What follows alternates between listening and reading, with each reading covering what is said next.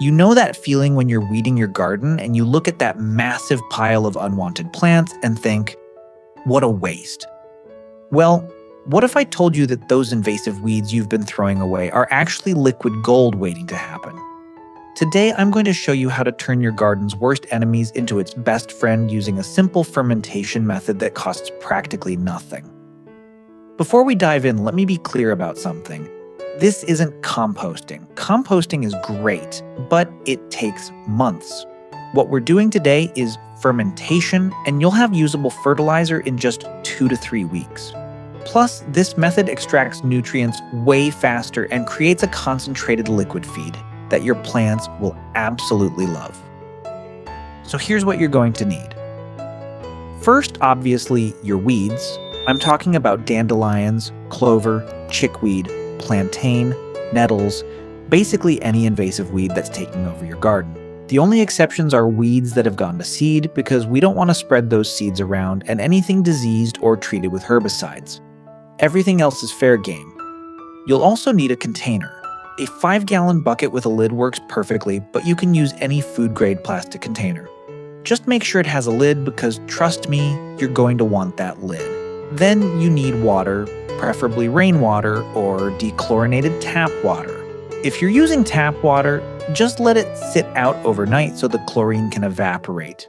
And finally, you need a source of sugar or carbohydrates. This could be molasses, brown sugar, or even old fruit.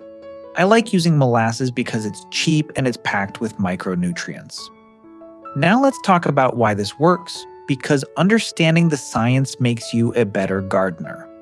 When you ferment weeds, you're essentially creating an anaerobic environment where beneficial bacteria break down the plant material and release all those nutrients into the water. These weeds have been mining minerals from deep in your soil, things like nitrogen, potassium, phosphorus, and tons of trace minerals. Fermentation releases all of that in a form that's immediately available to your plants. It's like creating a multivitamin for your garden. Here's how you actually do it. Start by chopping or shredding your weeds. You don't need to go crazy here, but smaller pieces will break down faster. I usually just use my hands to tear them up or give them a rough chop with some pruning shears. Fill your container about 2/3 full with these chopped weeds. Really pack them in there, but leave some room at the top because this mixture is going to expand. Next, add your sugar source. For a 5-gallon bucket, I use about a 1/4 cup of molasses. This feeds the beneficial bacteria and speeds up the fermentation process. Some people skip this step and the fermentation will still happen, but it'll take longer and won't be quite as robust. Now fill the container with water until the weeds are completely submerged. This is really important. Any plant material sticking out of the water can develop mold, and we don't want that. I usually put a rock or a plate on top of the weeds to keep them weighted down under the water. Here's where it gets a little funky, and I mean that literally. Put the lid on your container, but don't seal it completely tight. You want to let gases escape because fermentation produces carbon dioxide. I usually just rest the lid on top or screw it on loosely. Then place your container somewhere out of the way, preferably outdoors because this is going to smell.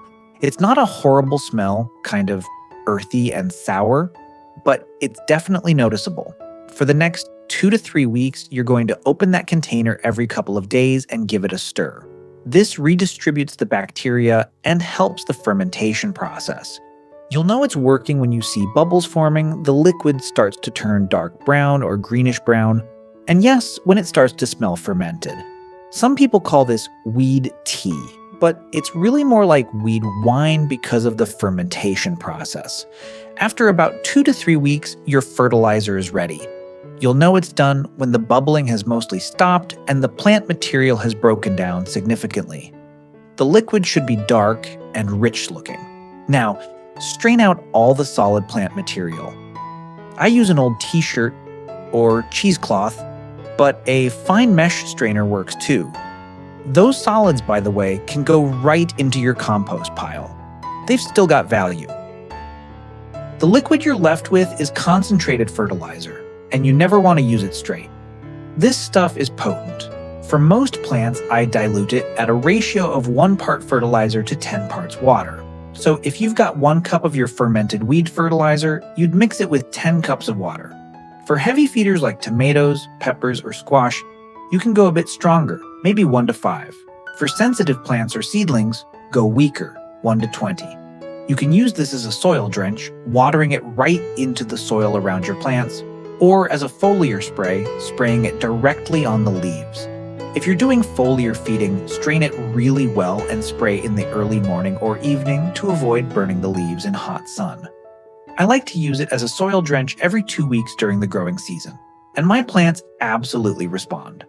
You'll see darker green leaves, more vigorous growth, and better yields. Now let me share some pro tips I've learned over the years.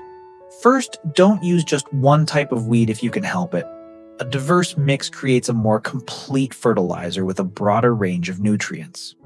Nettles are especially amazing because they're super high in nitrogen. Comfrey is another powerhouse if you have it, loaded with potassium and other minerals. Second, you can keep a continuous batch going. Once you've strained out your finished fertilizer, throw more weeds in the same container with fresh water and molasses. The residual bacteria will jumpstart the new batch and it'll ferment even faster. Third, save some of your finished fertilizer in bottles. It stores for months in a cool, dark place so you can make a big batch in spring when weeds are abundant and use it all summer long. Just make sure to label it clearly so nobody mistakes it for something drinkable. And here's a bonus tip. The smell that bothers some people, it actually helps repel certain pests. Deer and rabbits aren't big fans of the fermented smell, so using this as a foliar spray can provide some pest protection along with the nutrition. Let's talk about what you're actually feeding your plants here. This fermented fertilizer is rich in nitrogen, which promotes leafy green growth. It's got potassium for strong roots and disease resistance. It's got phosphorus for flowering and fruiting. Plus, it's loaded with beneficial microorganisms that improve your soil biology. And unlike synthetic fertilizers that can burn your plants or build up salts in your soil, this is gentle and actually improves soil structure over time. The best part about this method is that it closes the loop in your garden ecosystem. Those invasive weeds are pulling nutrients from your soil. Instead of sending them to the landfill, you're capturing those nutrients and putting them right back where they'll do the most good. It's sustainable, it's free, and it actually works better than a lot of expensive fertilizers you can buy. I know some of you are thinking, but won't this spread weed seeds in my garden? That's a valid concern, and that's why I stressed earlier, no weeds that have gone to seed. Catch them before they flower, and you're golden. The fermentation process will kill the plant material, but it won't necessarily kill all seeds. So just be smart about what you put in. So here's your action plan. This week, the next time you're weeding, don't throw those weeds away. Get yourself a bucket, grab some molasses from your kitchen, and start your first batch. Mark your calendar for 2 weeks from now. When it's ready, dilute it properly and feed it to your plants. I guarantee you'll see results, and once you do, you'll never look at weeding the same way again. This is the kind of old-school gardening wisdom that's been forgotten in our age of buying everything in bottles. But our grandparents knew this stuff worked. They didn't have garden centers on every corner. They worked with what they had, and they grew incredible gardens. We can do the same thing. If you try this method, I want to hear about it. Drop a comment below and let me know what weeds you're using and how your plants respond. And if you found this helpful, hit that subscribe button because we're all about practical, sustainable gardening techniques that actually work. Until next time, keep growing, keep learning, and remember, there's no such thing as waste in a garden, only resources you haven't used yet.